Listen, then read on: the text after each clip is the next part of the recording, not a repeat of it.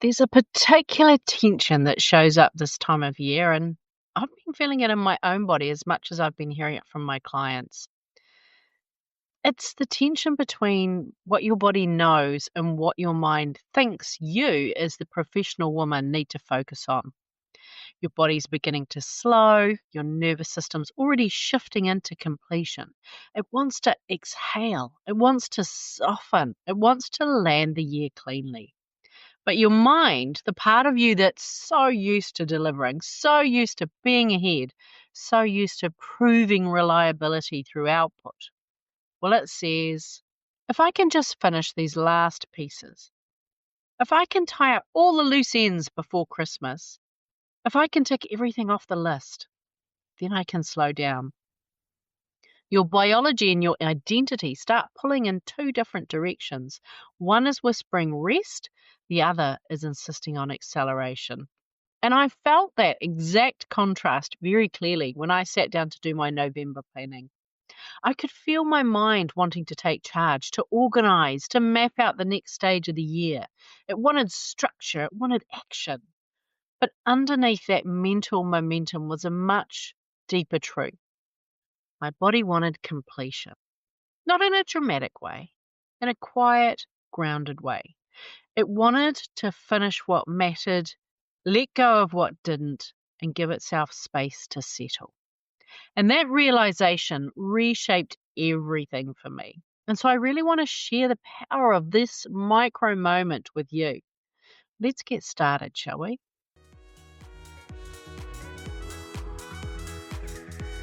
You're the one they turn to, the calm one, the capable one, the one with the answers. And yet, beneath it all, you know there's more available for you. More energy, more clarity, more unshakable presence. Welcome to Project Joyful, the podcast for health-centered leaders. I'm Tracy Tutty. Here, we speak to the part of you that knows leadership isn't about doing more. It's about becoming more fully who you are. So let's begin, shall we? So thanks to that moment of realization, I can now see that November gets to be my month of completion. Not the month of sprinting, the month of finishing what feels coherent and releasing what doesn't. Then December becomes my month of planning and initiation, not the doing, the imagining, the leaning in, the energetic prelude to the year that's coming. Can you feel that in your body? It feels good, right? And of course, because we're in the Southern Hemisphere, this rhythm aligns perfectly with the natural cycle that's around us. Spring into summer, the shift from renewal to ripening, the softening before expansion. It's a rhythm our bodies recognize even before our minds catch up. And that's what I want to explore with you today. Not how to push through to the end of the year, not how to cram more into your calendar, but how to use micro moments to let your biology and your leadership arrive in the same place. So you complete the year in coherence rather than exhaustion. So let's begin with why micro moments matter and why they matter even more right now. See, most high achieving women have mastered the art of that year end sprint. It's familiar, it's predictable. There's a sense of satisfaction in finishing strong, right? But your nervous system doesn't operate the way your performance driven mind does. Your nervous system reads cues, not calendars. It pays attention to rhythm and resonance. It listens for signs of completion, not productivity. And when you offer your system even the smallest signals of softness, your biology recalibrates. Your breath deepens. Your prefrontal cortex sharpens. Your emotional bandwidth increases. Your ability to lead with clarity and presence expands. But here's the part that matters most for high achieving women. You may not be walking around thinking you crave softness. Often it's far more subtle. You may notice moments where things feel heavier than you think they should. You sense that decisions you can normally make in a split second, they take a little longer. And it's not long enough to trigger concern, just long enough to register as, why is this taking more energy than it needs to? Or sometimes there's even that hint of brain fog, right? That faint sense of, I know exactly what I want to say or do next, or that piece of information I can almost grab, but I can't quite access it quite as quickly as usual. Not because you've lost your clarity, not because of the season of your life. You're proud of your clarity. You're proud of your wisdom. It's one of the things that defines you. Instead, your system's carrying more load than it usually does. Your thinking's still sharp. It simply feels like each decision requires slightly more energy. And at this time of year, that extra energy matters, right? These micro shifts restore what you value: your sharp thinking, your decisiveness, your grounded leadership, your ability to read a room without absorbing it. They give you back your natural precision.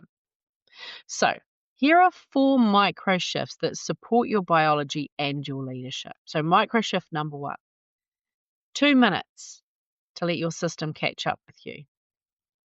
Most professional women move between roles without pause. You go from leader to colleague to partner to parent, and there's no transition window.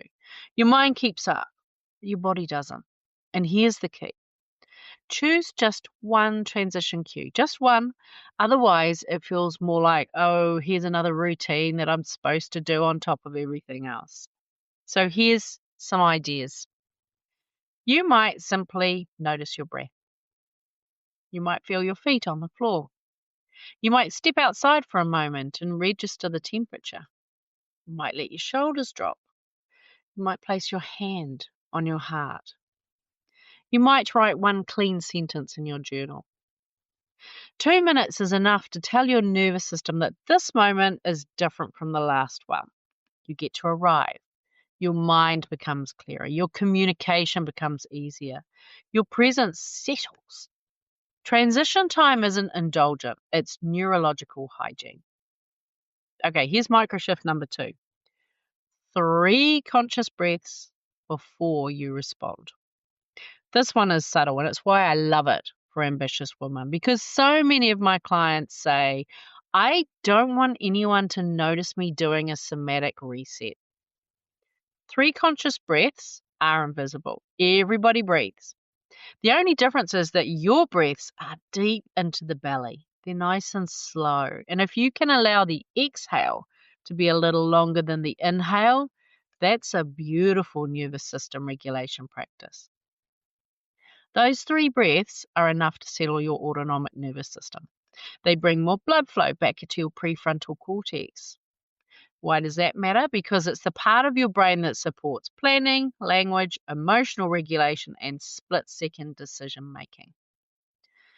When your system is dysregulated, you can still make brilliant decisions, but they require more energy than usual. And at this time of year, you feel that energy cost. 3 breaths returns you to your natural precision. They let you lead the moment rather than react to it. And this is not about calm, this is about coherence. Okay, microshift number 3. Your body loves one consistent nightly cue. Herbal medicine loves rhythm, and so does your nervous system. Now, you don't need that perfect bedtime routine. Your body simply loves a consistent cue. So, it could be tea made with fresh lemon balm or some chamomile. It could be switching off the overhead lights and lighting a candle. It could be a warm bath with a cup of salt in it. My go-to ratio is 50% table salt and 50% Epsom salts. A little magnesium bonus in there as well, right? It could be one simple journal line. Your nervous system recognizes dependable signals. They help your body soften its alertness. They help your thoughts to settle. They support deeper rest. One cue is enough to tell your biology, it's okay, you're safe, you can stop now. And your last one, microshift number 4, naming what's complete. Completion is a biological state, and your nervous system responds to clarity. So when you name what's complete out loud, or just loud enough for you to hear, your system receives a closure signal. So when you tick off that item on your to-do list, affirm it with a quiet done or yes, or say it out loud if you're feeling bold. That simple sound tells your mind and body that it's finished.